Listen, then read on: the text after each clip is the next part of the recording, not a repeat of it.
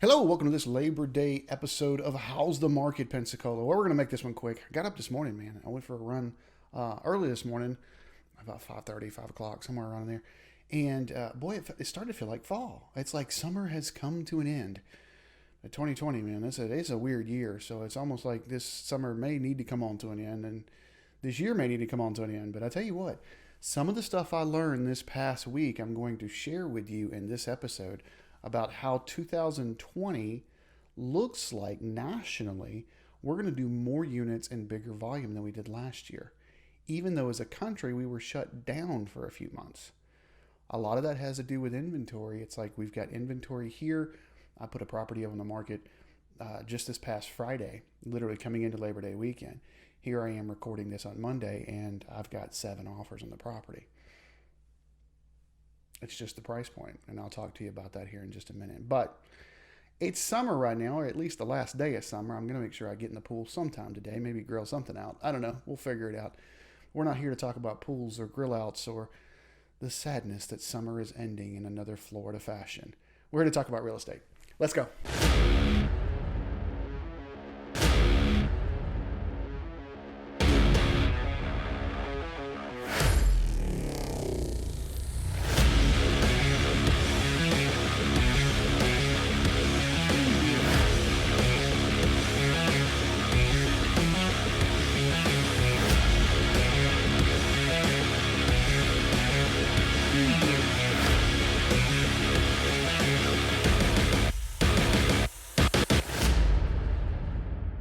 All right, for those of you who have never seen the show, I always start the show off with this slide right here. It says if we have between 6 and 7 months worth of inventory, we have what's called a neutral market. Anything less than 6 months is considered a seller's market. Anything greater than 7 months is considered a buyer's market.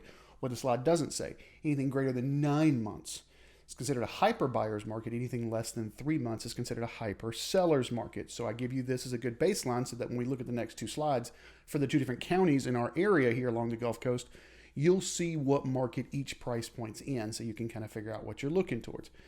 We're going to start with Escambia County. And it looks like Escambia County, there does seem to be some glitches just because of original list price, and I'll bring those up this particular week. It was a little weird. But anyways, everything under $450,000 is considered a hyper seller's market.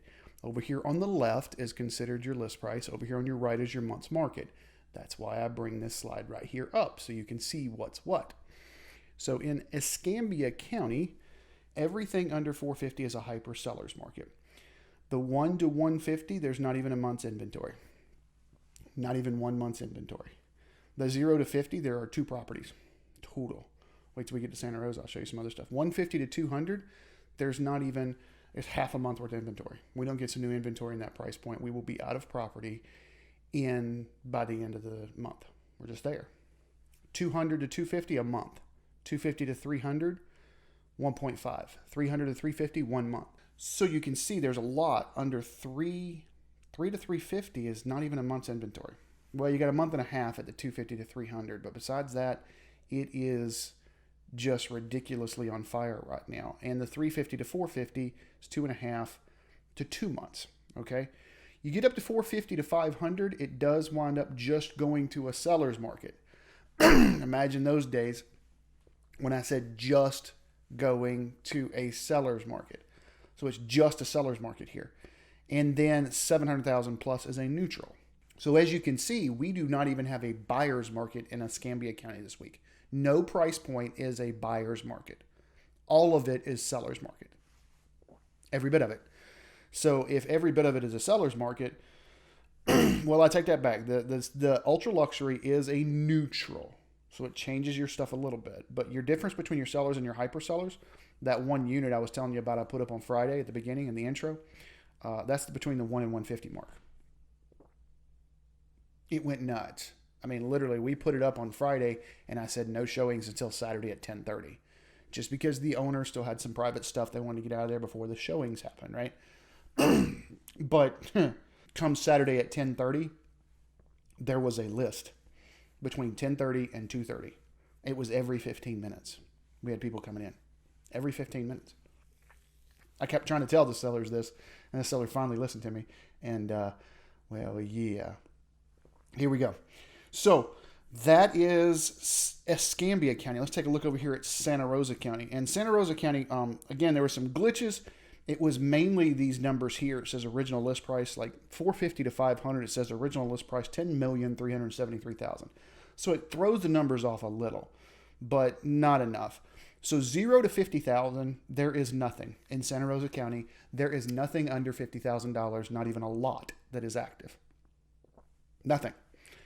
50 to $100,000, there are 3 properties. If I were to guess, those were lots. Okay. 100 to 150, 0.02, or 0.2, excuse me, not 0.2. There's 5 properties active. 0.2 months. We are out of property by the end of this week. 150 to 200, 0.4. We're out of property by the end of next week. 200 to 250, 0.8. We're out by the end of the month. 250 to 300, 1.5. We're out well before Halloween. 300 to 350, 1.4. Again, well before Halloween. 350 to 400, 0.9 by the end of the month. You see what I'm saying here? There is no price point in Santa Rosa County right now that is even a neutral market. All the way up to $650,000 is a hyper seller's market, and 650 to plus. We'll just say plus because that's the ultra luxury as well. All of that is considered a seller's market, not even a neutral. So in Escambia County, we have one price point that's neutral. The rest of it is a seller's market. One of the things I also want to bring up, because I have people asking me, well, what should I be offering? Well, if you look down here and you're at the 200 to 300 range, we'll just call that 200 to 300 range. Things are selling. List to sale ratio, 99%, 99%, 98%, 100%, 99%. So when you offer someone 70% of what they're asking for, you're just going to piss them off.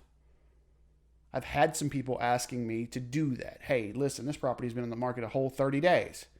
Something's wrong with it, so let's offer them, 65 cents on the dollar. This is not 2012. All right. Could we get it in less than 99%? Probably. If it's been on for 30, 60, 90 days, especially 120, 180, depending on the situation. And I'm going to give you a good example right now. This is going to be the education corner that we're going to use for this week's episode. A good education corner is if someone had a reverse mortgage. Say it was an elderly couple, they got a reverse mortgage on the property, so they had to make no more payments for the rest of their lives. As a matter of fact, they could have built it to where the mortgage company paid them every month. It's a way to supplement income, and it's great for the right people. But when an FHA-backed reverse mortgage comes into foreclosure, what happens? The couple pass away. There are no heirs. Okay, this is this situation. There are no heirs, so the bank takes the property back. They were expecting that. That's why they built this program. But when they take it, they get it appraised. Once they get it appraised as is, they pay for the appraisal. Then FHA's guidelines say they cannot take less than that appraised value for the first 180 days, for 6 months. So somebody comes in and says, well, yeah, we got it, but I don't agree with the appraiser. He's about $10,000 too high. She overlooked this particular thing. Well, that's it. The guidelines are the guidelines. So they're going to only go for 100%. So there are options and there are possibilities where people will take a little bit less, but not much. Do you see anything in here? Even the 700,000 plus is 94 and 95%.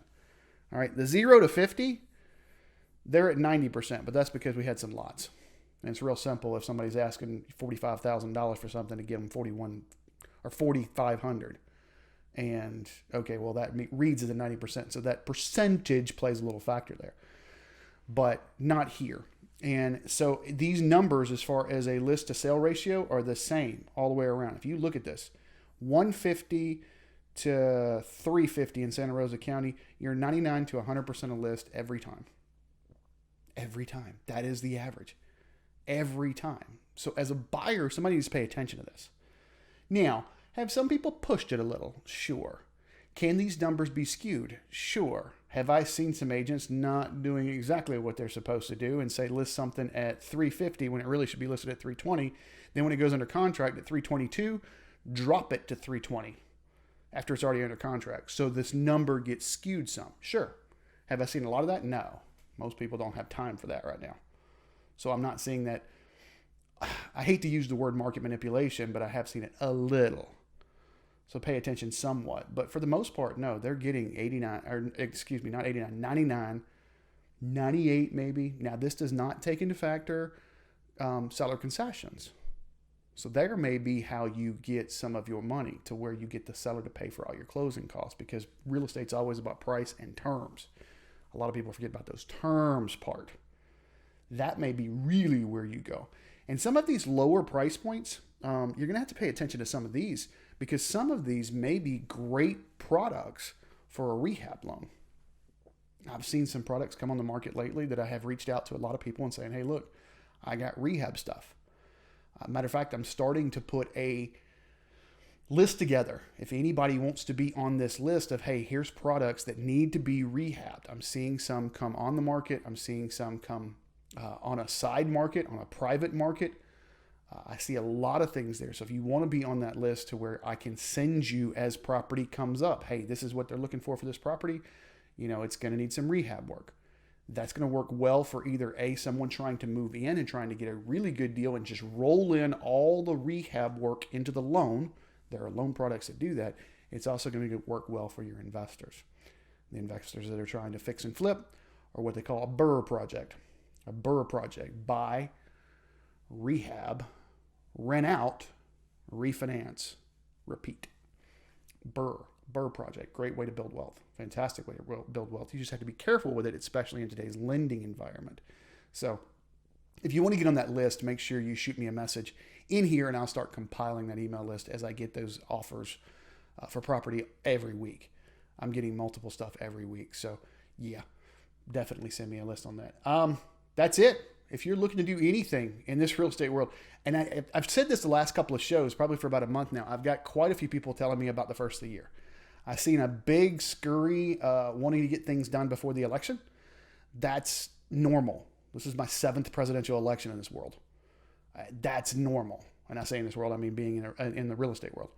That's normal. People do that right before the election because there's uncertainty there.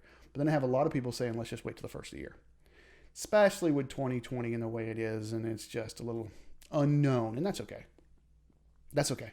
We're having good plans, though. I got quite a few plans, hey, first of the year, because the spring buying season in our area usually starts in January.